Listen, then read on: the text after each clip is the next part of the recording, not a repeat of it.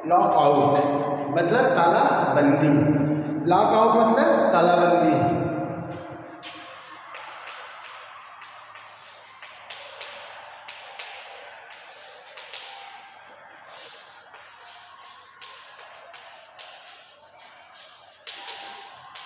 Lock out, तालाबंदी।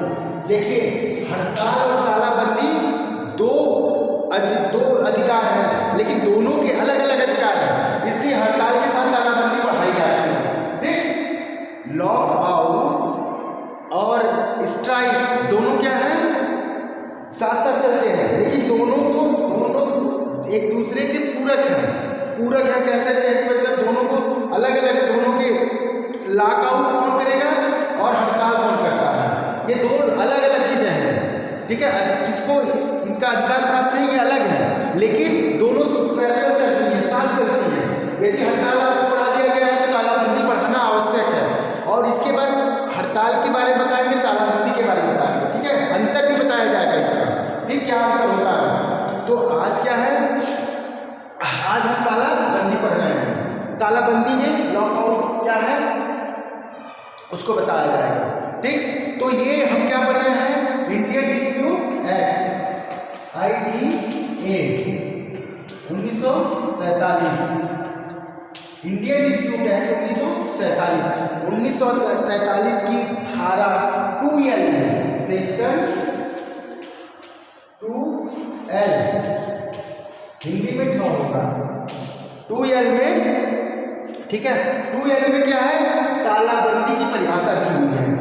Indian dispute act की धारा 2L में तालाबंदी की परिभाषा दी गई है। हिंदी में कहाँ आएगा, इंग्लिश में L आएगा। ठीक, परिभाषा दी गई है। क्या परिभाषा है उसे बता देते हैं। एक उच्चतम न्यायालय ने एक केस में कुछ इसके बारे में कहा है, परिभाषा टाइप की ही दिया हुआ है, तो वो भी बताएंगे। ठीक है, तो क्या है, इंडियन डिस्प्यूट एक्ट की धारा 2L में क्या परिभाषा है वो मैं बता रहा हूं आपको। ठीक है, क्या परिभाषा, तालाबंदी से अभिप्राय नियोजक द्वारा उद्योग किए जाने वाले स्थान को बंद करना या काम को बंद कर देना, या काम के लिए नियुक्त व्यक्तियों को किसी संख्या को कार्य देने से इनकार करना तालाबंदी माना जाता है।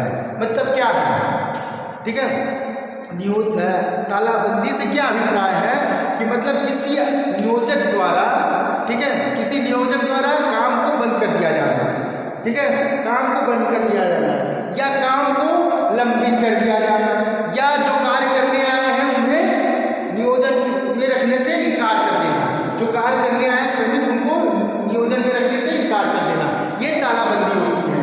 ठीक है, इससे जनरल अर्थ में क्या है, नियोजक द्वारा विनिर्माण किए जाने वाले स्थान जहां उद्योग चल रहा है, संस्था चल रही है, वहां वह काम को बंद कर देना, को स्थान को बंद कर देना, या काम को स्थगित या लंबित कर देना, या काम पर आने वाले कर्मकारों को काम न देना।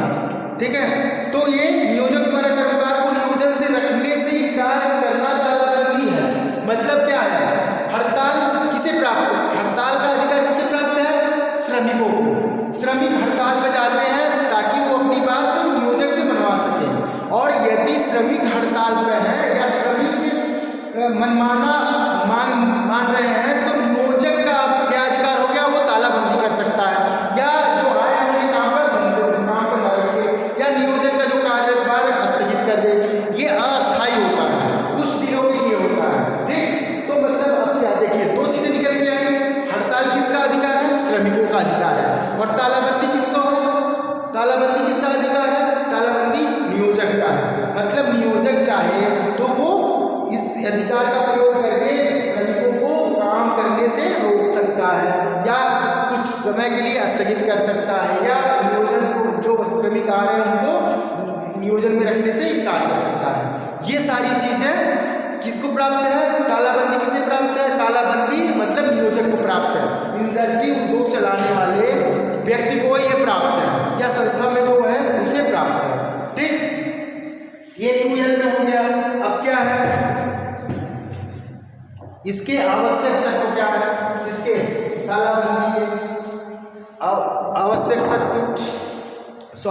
तथ्य से पहले मैं बता रहा हूँ उच्चतम न्यायालय का एक निर्णय आया था, उसमें क्या हुआ, परिभाषा देने की कोशिश की गई है। उच्चतम न्यायालय ने कुछ गाइडलाइन दी है, किसके लिए, तालाबंदी के लिए।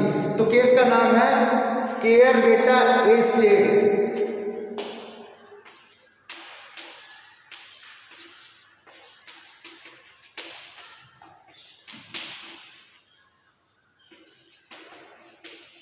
स्टेट वर्सेस चिंतामणि,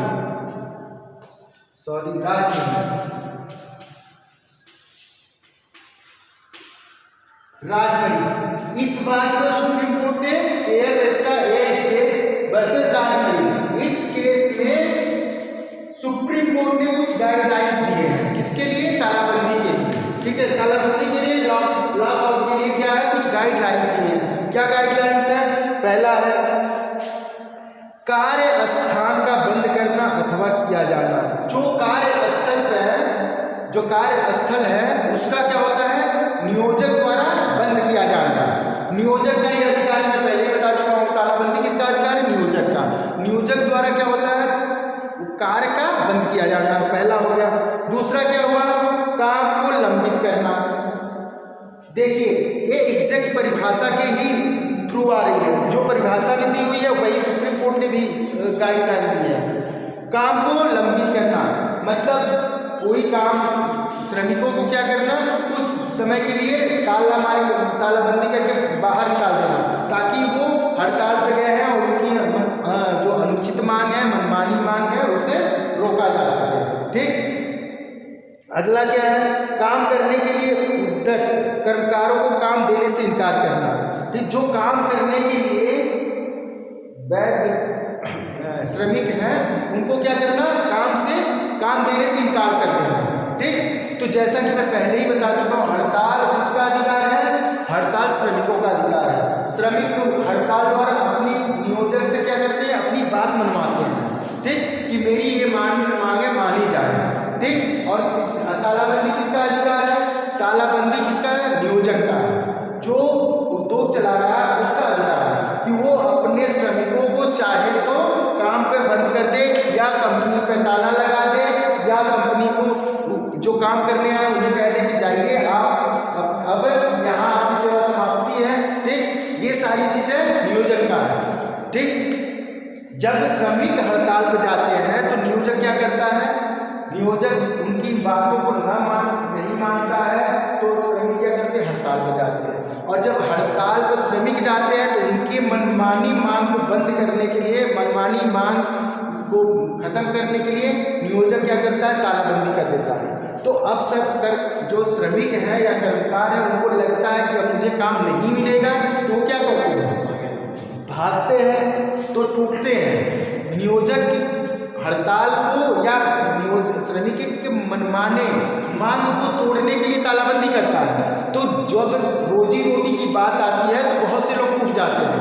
ठीक है, उत्साह में लोग क्या करते हैं, हड़ताल पे तो चले जाते हैं, लेकिन जब रोजी रोटी की बात आती है तो बहुत से लोग टूट जाते हैं। तो वो क्या होता है, कुछ श्रमिक टूट जाते हैं, तो धीरे धीरे जब काम शुरू हो जाता है तो बाकी श्रमिक भी टूट जाते हैं। ठीक, या जब इकट्ठा होते हैं तो उसकी बातें मान ली जाती है। देखिए दोनों दबाव बनाते हैं, हड़ताल के माध्यम से श्रमिक बनाता है नियोजक पे कि मेरी बात मान ली जाए, और तालाबंदी के द्वारा नियोजक बनाता है कि तुम्हारी मनमानी मांग मैं मानूंगा ही नहीं, जाओ तुम लोग, तुम्हारी सेवा समाप्ति है। ठीक, तुम लोग काम पर बताना, मैं दूसरे को रख लेता हूँ। ठीक, ये सारी प्रक्रिया होती है। ठीक,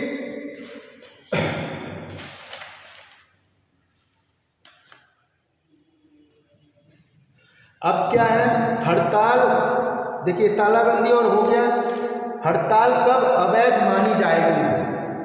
तालाबंदी और क्या नाम है, हड़ताल दो चीज पढ़ा दिया। अब क्या है, अब इनमें एक तालाबंदी और हड़ताल में अंतर बताया जाएगा, और हड़ताल कब अवैध होगी ये बता रहा हूँ मैं आपको।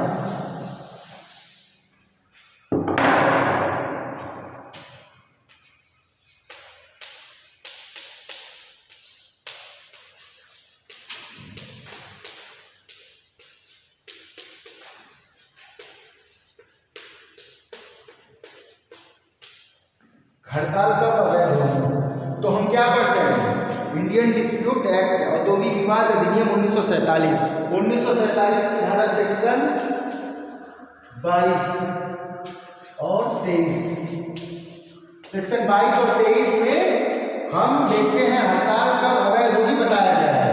इसमें इंडियन डिस्प्यूट एक्ट किस धारा 22 और 23 में,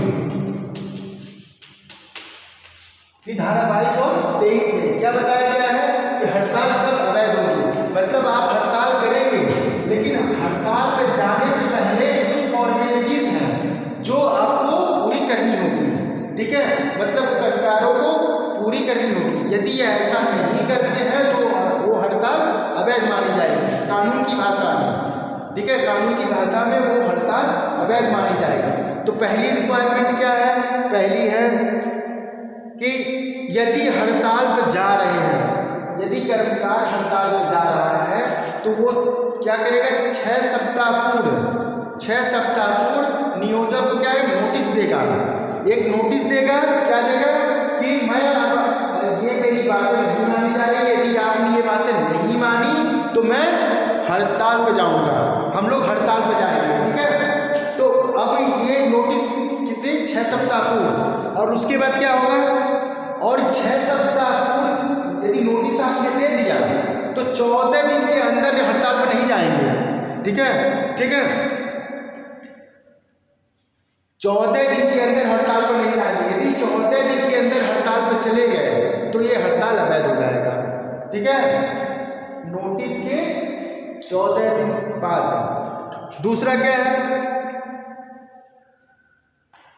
उक्त नोटिस देने के 14 दिन के अंदर यदि हड़ताल कर दी गई है तब, तो ऐसे जब ऊपर वाली नोटिस दे दी गई है और 14 दिन के अंदर हड़ताल कर दी गई तो ऐसे हड़ताल क्या होगा, अवैध होगा, ठीक है।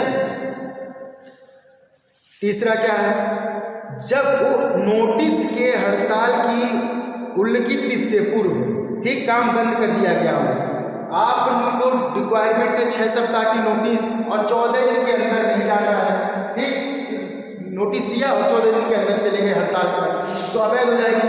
और नोटिस दे दिया है, ठीक है, और नोटिस देने के पूर्व, ठीक है, हड़ताल को जो तिथि हड़ताल में मान लो आपने क्या किया 15 तारीख को हड़ताल पर जाना है, 15 दिसंबर को या 25 जनवरी को जाना है, 25 जनवरी को जाना है हड़ताल, तो 6 सप्ताह की नोटिस की रिक्वायरमेंट है, 6 सप्ताह को नोटिस देना है।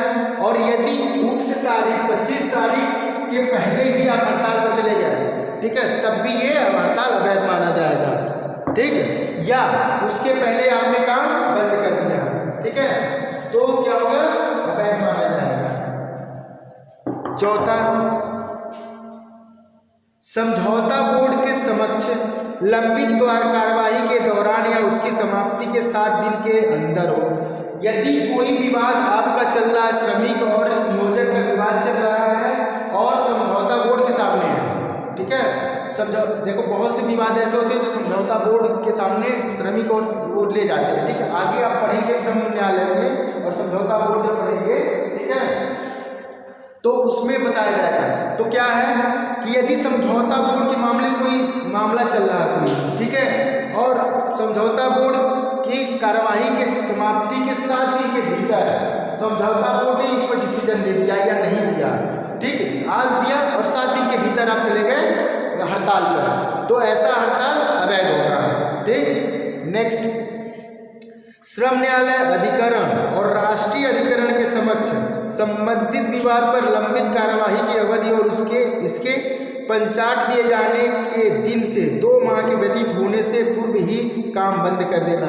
श्रम न्यायालय या अधिकरण के अंतर्गत कोई मामला चल रहा है और आप जो तिथि दी गई है, ठीक है, उसके व्यतीत होने के पूर्व ही काम बंद कर, 2 माह की जो पीरियड होता है उसमें पीरियड होता है 2 माह का, ठीक है, 2 माह 3 माह 90 दिन ऐसे पीरियड होता है। जो भी पीरियड है उस पीरियड के अंदर ही आपने क्या करा, काम करना बंद कर दिया, हड़ताल पे गए नहीं लेकिन काम करना बंद कर दिया, तो ये काम करना अवैध माना जाएगा। और हड़ताल पे जा रहे हैं उसके बाद हड़ताल पे जाना है, काम बंद कर दिया लेकिन बाद में हड़ताल पे जा रहे हैं, तो ये भी अवैध माना जाएगा, छठवां,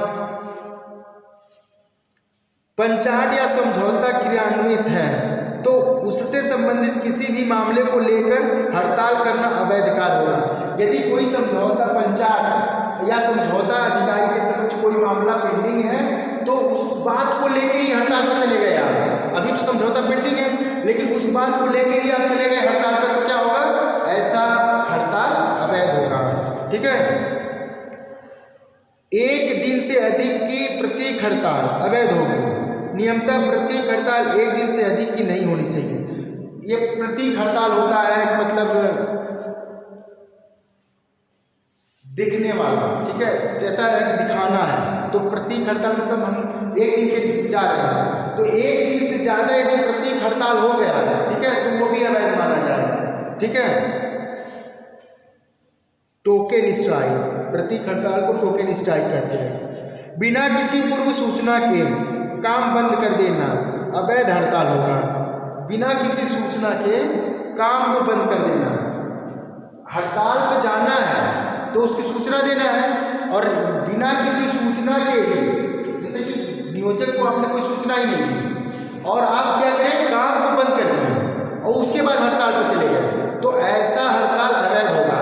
काम को आप बंद नहीं करेंगे, काम करते रहिए। नियोजक को आप सूचना दीजिए, 6 सप्ताह पूर्व की सूचना बताएं और कैसे कैसे जाना है, इस तरह 14 दिन का क्या पीरियड है, ठीक है, 1 दिन का प्रतीक हड़ताल क्या है, ठीक, वो हो गया।